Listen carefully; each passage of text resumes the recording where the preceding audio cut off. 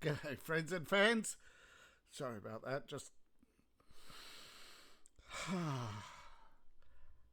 been a long day, hasn't it? And there's a lot of stuff to sort on the Ukraine war, but a lot of it propaganda, of course. But g'day, friends and fans. Welcome to Dave Talks Off Ukraine War Update for the 25th of January 2025.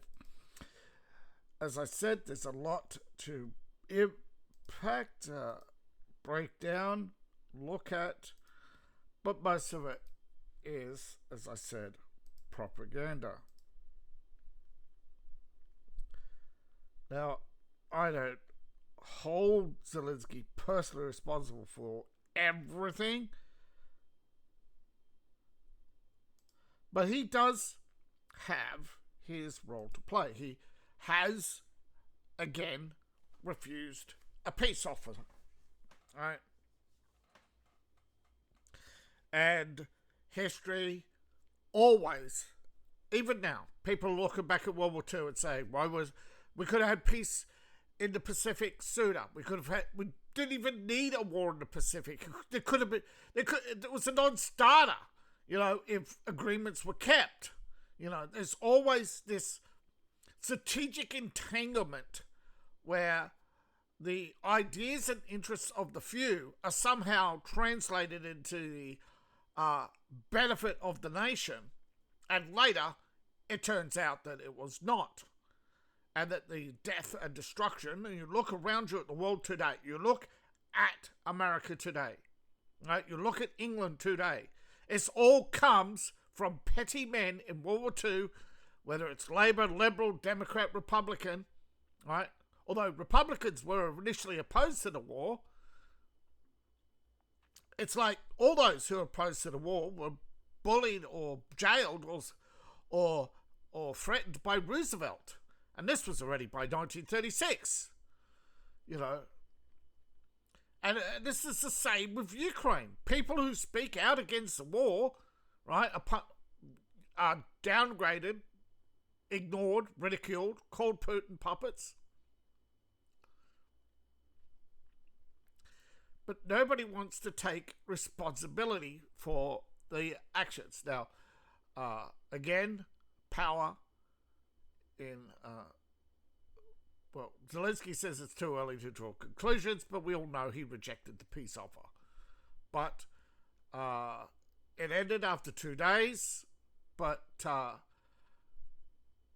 more people today are without power in Ukraine. 2,000 without heat.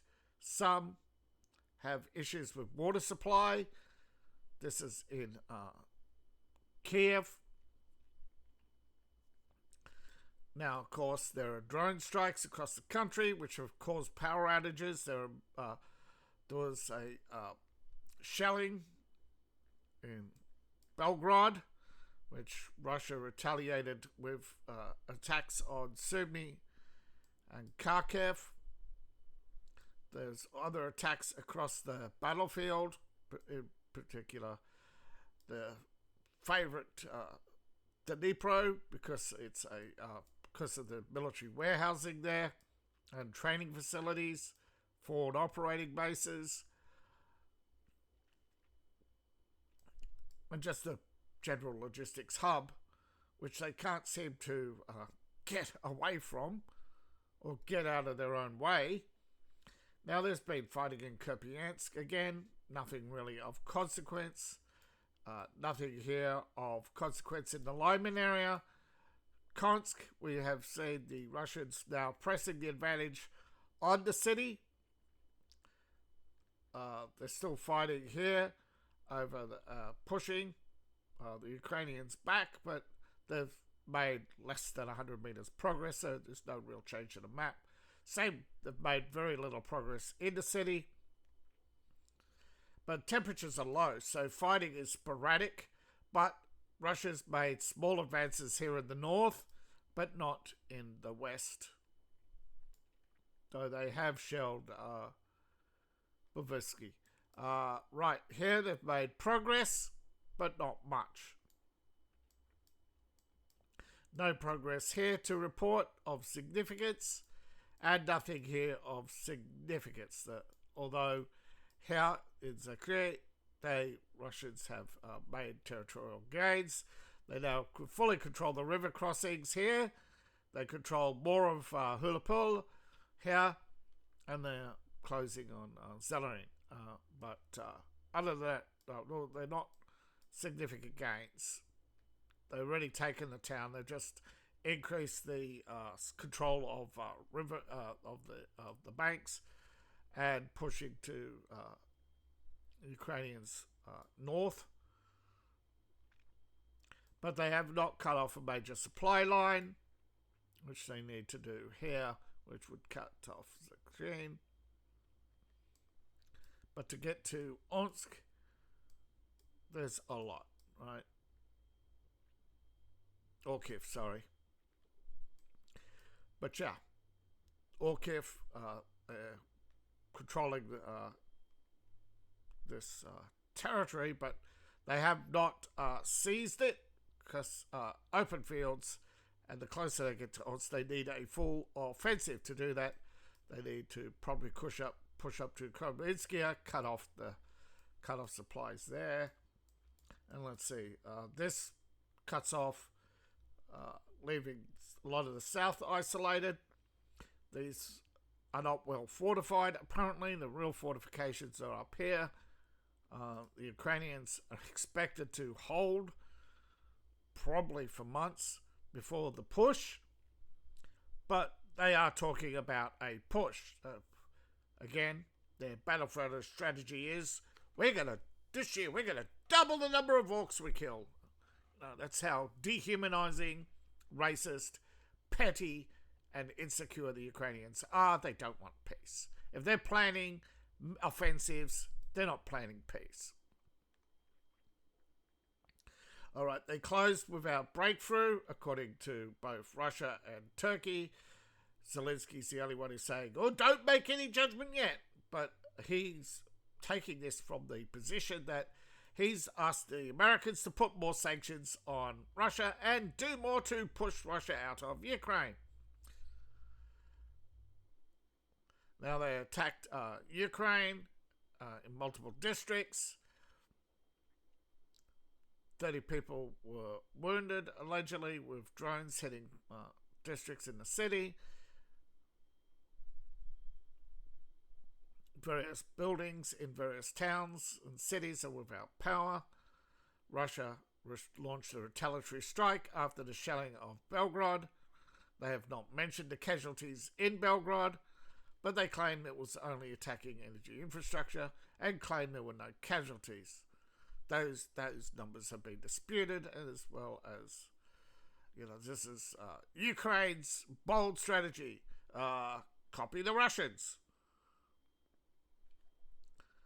Right, so, yes, Russian forces have launched an offensive and has acknowledged that Staretsia has not been captured. So the fighting was sporadic. The Russians did launch an offensive.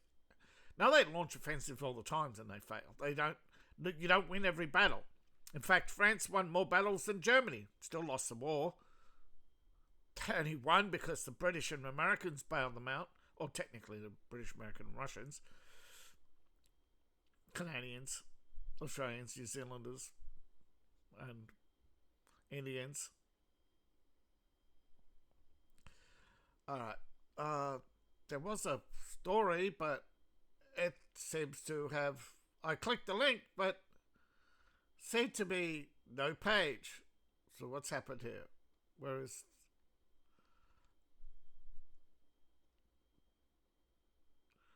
Oh, that's... Yeah, so big...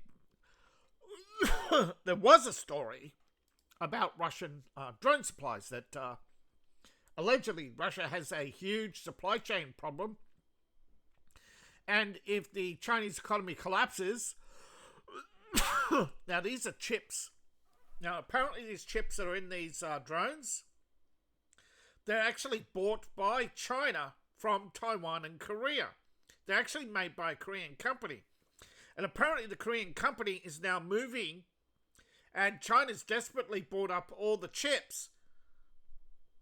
But this Korean company's moving, so there may be soon a shortage of chips for remote controls, which may impact many countries, not just Russia, but it may actually impact both Russia and Ukraine. But yeah, Russia apparently makes over 500 drones a day. This is according to Business Insider and Bloomberg. But the Business Insider had a story about how there's a supply chain hole developing with the collapse of the Chinese economy, and that probably hit Russia first with the drying up of chips, although Russia says they're producing more and more domestic chips. But Ukraine has no domestic chips. So Ukraine, wherever they're getting their chips, they may actually be able to shift. I don't know. Maybe the UK has thousands of them up their strategic stockpile as well. But definitely, I would say Russia has some sort of stockpile as well. So maybe the story disappeared because the Chinese economy hasn't collapsed and that there's still supplies of these ships going on. Often this happens, right? They write a speculative story. Someone makes a phone call and says, "Nah, bro, yeah, got it all sorted out. You know, we're going to still supply, even though, because there's no sanctions on these chips, right? They're remote controls, right? Russia can produce these chips if they wanted to, but it's saving them money and allows them to focus on other production areas, right? They have to spread their economy. They have limited manpower, just like Ukraine. But Ukraine has the whole European economy behind them, allegedly. And I do say allegedly. All right, so, as I said, Belgrode came under attack. Russia's responded. These were presumably HIMARS. They have not identified the actual rocket type, but they're basing that on the range and speed and probably other profile data. But response teams, and yes, according to preliminary reports, the governor has updated the story that there were no casualties, that energy facilities were damaged, and they are responding. So, update to Ukraine's strategic childishness. We're going to do what Russia did to us. We're going to do to Russia what Russia did to us. You know, because we're... You know, bloody children, right? That's why you don't get involved in foreign wars. These bloody children will drag you down with them. You know, that's why you shouldn't care about foreign nations, because they only want to put their hand in your pocket and get ahead of you, right? They want to use you as a strategic launching board. That's it, right? You should have pulled the pin on UK after World War II and turned them into Airstrip 1, right? That was first mistake. Second mistake, right? Letting the Japanese economy collapse instead of using them as a strategic station for security in Asia, right? Japanese would still be, but this is the problem, right? Always short-term thinking, right? You hear this all the time with Obama. Oh, I had to let the stock market collapse, otherwise we'd have massive runaway inflation. Bullshit. Stock market does not cause inflation. It causes success. And what do liberals hate? They don't hate success, they hate success in others. Now, this was trilateral talks. In other words, Putin says, "Tell Zelensky I'm not budging." And then Zelensky will say, wait for Donald Trump's Steve Witkoff to repeat it. Then he'll say, "Tell Putin I'm not budging." Child.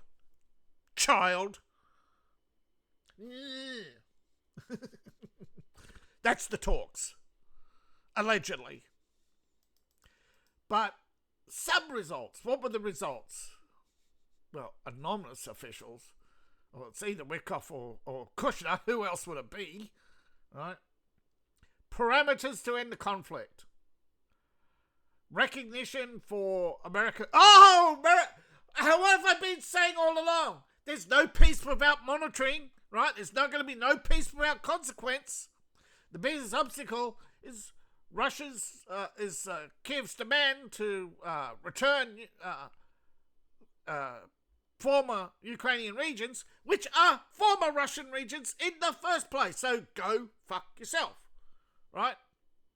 It's like if Russia said, hey, give us back Alaska. They say, no, it wasn't your territory before that, so it's not, right? Oh, well, all this talk about Greenland. You bought the Virgin Islands off Denmark. Did you know that? Oh, so Greenland is suddenly for Greenlanders. Does that mean Britain's for Britons? So does that mean you're gonna kick all the Latinos back south of back to Spain?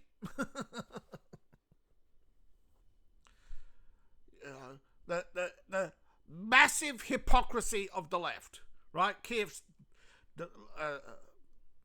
Now, of course, the other sticking point is Moscow's long demanding that Kiev withdraw all its troops from the territories Russia has claimed, and Ukraine says no.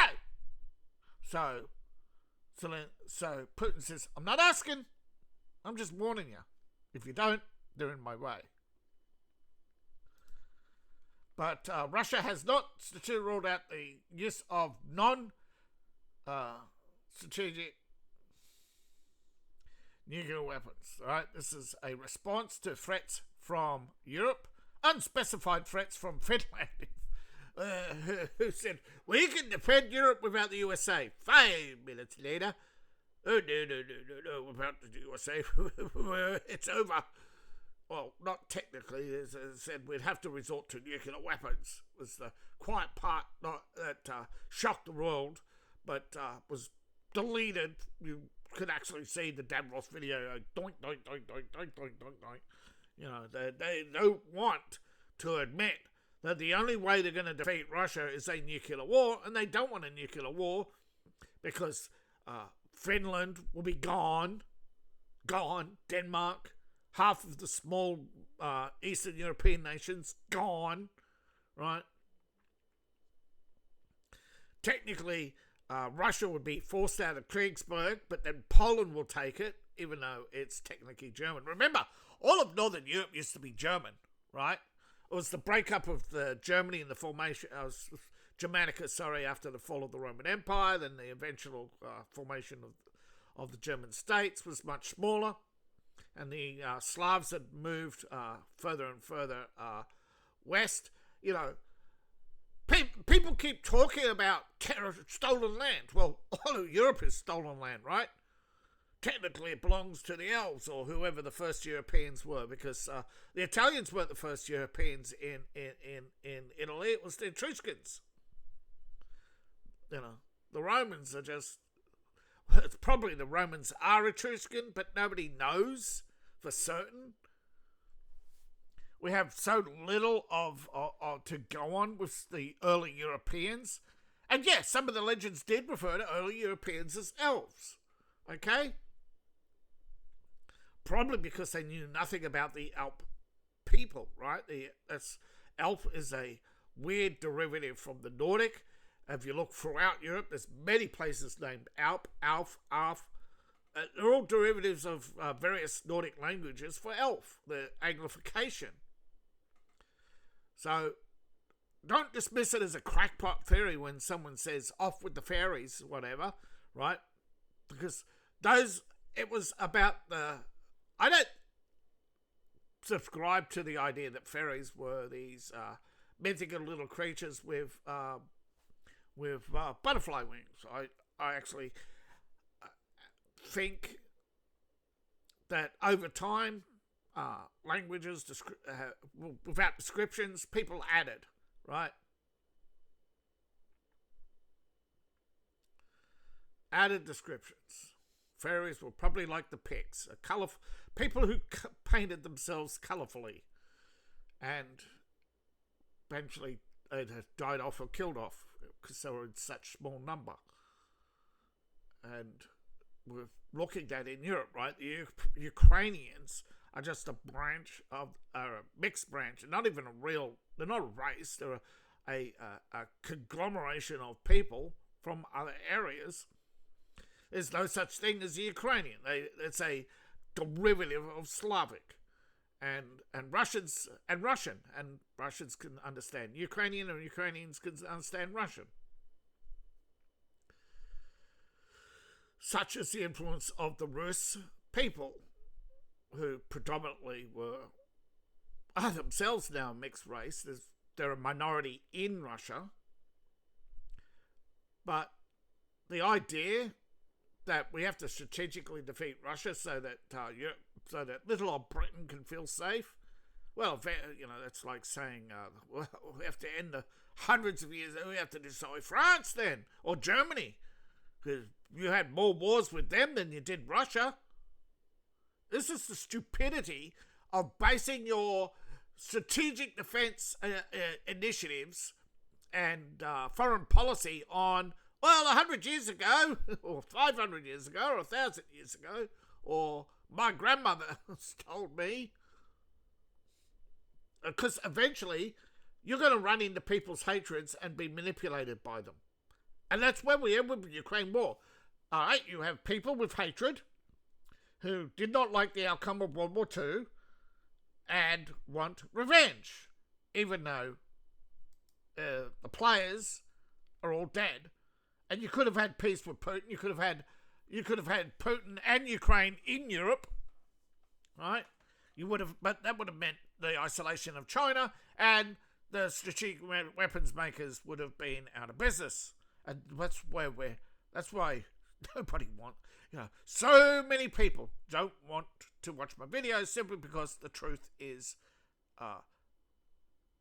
you have to be confronted by the truth, right? That arms control, we're entering a dark period, not because of either US or Russia, but Europe and their paranoias and self-destruction, right? Trust me, as someone who suffers from what's it called again? Now I can't think of its name. You're self-sabotaging, right? You don't have enough. Your self-awareness has declined. You